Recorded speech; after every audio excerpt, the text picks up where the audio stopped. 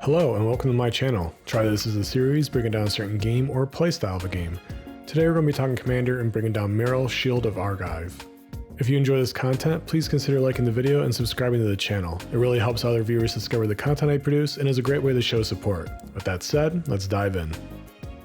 Myrel is a 3/4 human soldier that costs 3 in white. She has during your turn, your opponents can't cast spells or activate abilities of artifacts, creatures, or enchantments. Also, whenever she attacks, create X11 colorless soldier artifact creature tokens, where X is the number of soldiers you control. Having Grand Abolisher in the command zone is quite scary, to be honest with you. If you aren't sure what that card is, it's a 2 CMC card that has Myrel's first ability. It's really powerful because it honestly shuts down most interaction you'll see in EDH overall. It's an incredibly good protection effect that allows you to mostly go unanswered during your turn. She's also an excellent soldier commander. Though her token generation is tied to an attack trigger, it can quickly build up your board state to enable go wide win conditions. There are so many soldiers that white has access to, so really it's sort of take your pick for this deck. They're normally pretty cheap cards, making Myrel herself the biggest barrier to entry for a budget deck. Though between her two effects, she's an incredibly powerful commander who, like Xerium, can easily scale out of control if gone unanswered.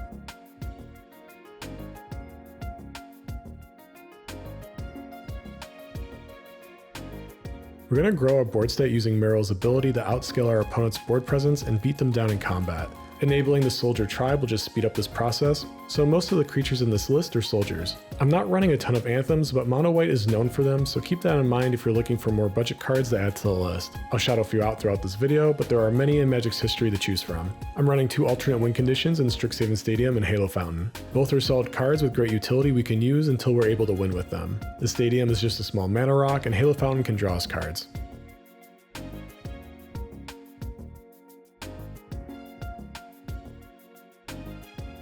Starting off as my normal auto includes in Sol Ring, Arcane Signet, and Thematic Compass. Thematic Compass has always been a great card for me at any point in the game. It can help ensure land drops in early to mid game and then flip into the strictly better Mazavith to protect us from Voltron commanders and other problem creatures. Next up are some classics in Mind Stone and Cage Sun. It's important to note that Cage Sun doesn't anthem Myrel's tokens as they're colorless. I think it's still worth running to double your mana, but most of our creatures will be those tokens, so take that into account. Wayfarer's Bauble and Sword of the Animist are 2 great artifacts to get basics to field. The sword is great because we don't need to connect to still get the land.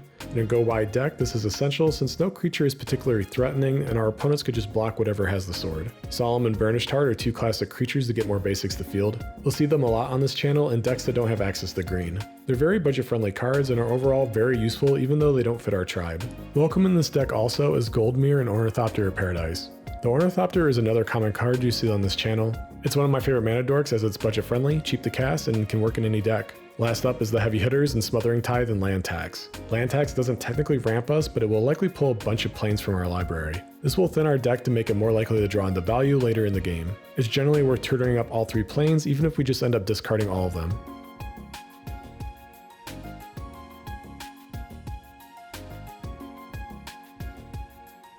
First up are some draw lands in Mikakoru and Gaia Reach Sanitarium. Though they help out your opponents as well, they're great lands we can dump extra mana into for a draw effect. We don't have a ton of options in mono white for draws, so they'll really help us out throughout the game. Next up is Skull Clamp and Mentor of the Meek. With our commander making 1/1s, we'll likely always have some creatures to use with Skull Clamp and ETB triggers for the Mentor. 1 mana isn't a lot to pay for card draw, and it's well worth it. Endless Atlas and Court of Grace are 2 great cards that included in this list. Being a monocolored deck, Endless Atlas will easily draw us cards. I'm running 20 planes in this deck, so it's pretty likely we'll always be able to use it. The Court introduces Monarch, which is a fun mechanic in Commander. Though the tokens we make aren't soldiers, they do have flying and play into the go-wide strategy. Between all the flyers and all the tokens we'll make, we should always have blockers or enough creatures to protect and get Monarch back if we ever lose it. Esper Sentinel and Archivist of Ogma are 2 creatures to help us draw additional cards. With all the land fetching and tutors available in EDH, Ogma will likely draw us cards throughout the game. Esper is a commander staple and also fits the soldier tribe to help out Myrel.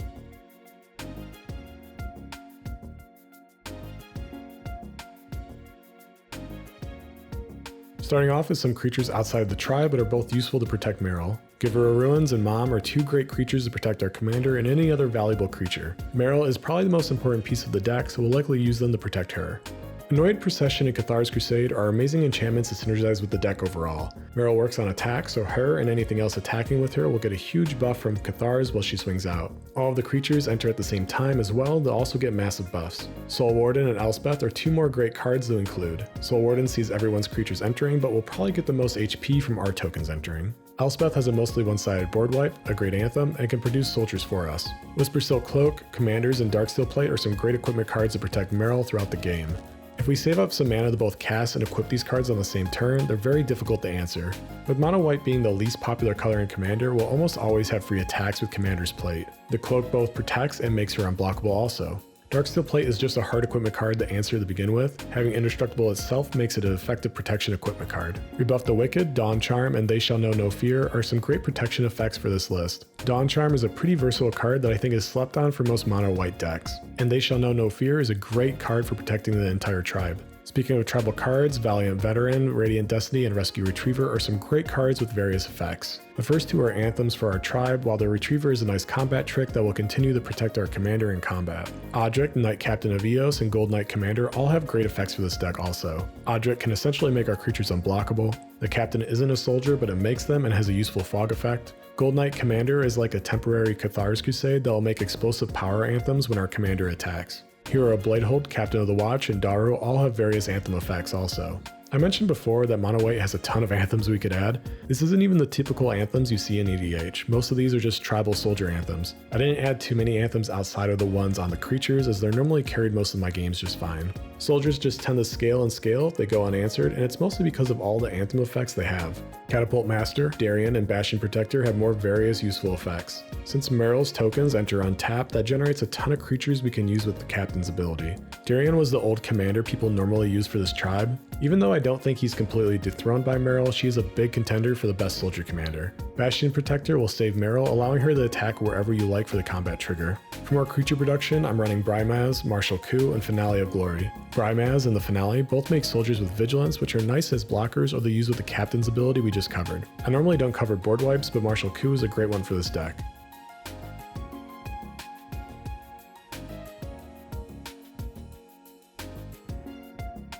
The cutting room floor is where I talk about some cards around or over $10 at the time of recording that I cut from my list for various reasons but are worth mentioning to run. Though these cards didn't find a home in my list, they might find a home in yours. First up is Elishnorn and Angelic Field Marshal. Both give pretty good anthems for our deck, while the Angel also gives our creatures Vigilance. With how wide this deck can go, it's a huge power swing for us. Cards like Elishnorn are probably just game enders since she's known to just take out most of your opponent's creature base also. I cut them because I thought it would be too oppressive with all the other anthems already in this list. It's a pretty big power swing and I didn't really need them in my test games. Sword of Hearth and Home and Lithoform Engine are two more cards around $10 that would really fit this deck. I'm a big fan of the Sword as just a ramp card, though the flickering effect would be nice in some decks as well. I cut it because protection from white can screw up a few interactions in this deck. Sword of the Animus worked well for me, and I never had any mana issues.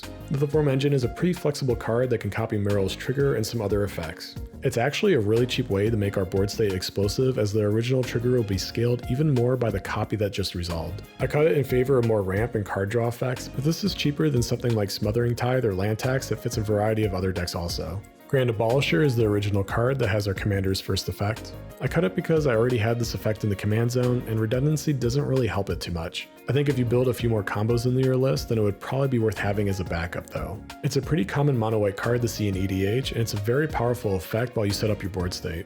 Authority of the Consuls is a great card in this list, but it does tend to put a target on your back. Since Myrel's ability is an attack trigger, we're always sort of jet lagged as we need to wait a turn to use the tokens we just produced. This card can help even the playing field a bit to slow down your opponents. Reconnaissance is a great card to give all of our creatures pseudo-vigilance while also protecting any of them from unfavorable trades. It's kind of an obnoxious card that abuses a nuanced rule interaction in Magic. Basically, there's a small window of opportunity after combat damage is dealt but before combat ends where we can activate this card and untap our creatures. We can also just use it to save anything that's about to die in combat. It's a really powerful effect and makes it difficult for your opponents to deal with your attacking creatures.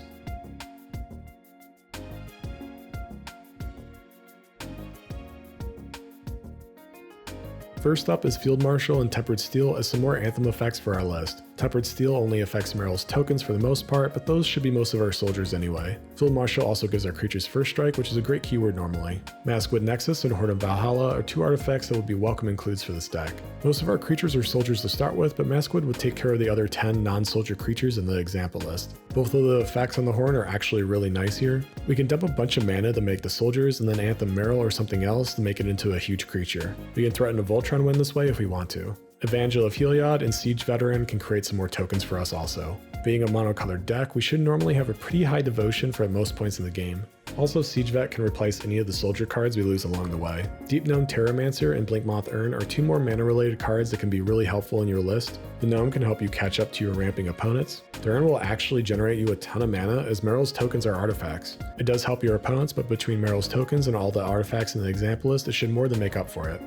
I didn't cover every card in this deck or every suggestion I have for Myrel, so if you'd like to see the rest, check out the link in the description below. If you enjoyed this video, please consider clicking the like button and subscribing to the channel. Comment below on cards you think synergize well with this commander, and if you have any suggestions for commanders to build in the future. Thank you so much for watching, good luck, and have fun.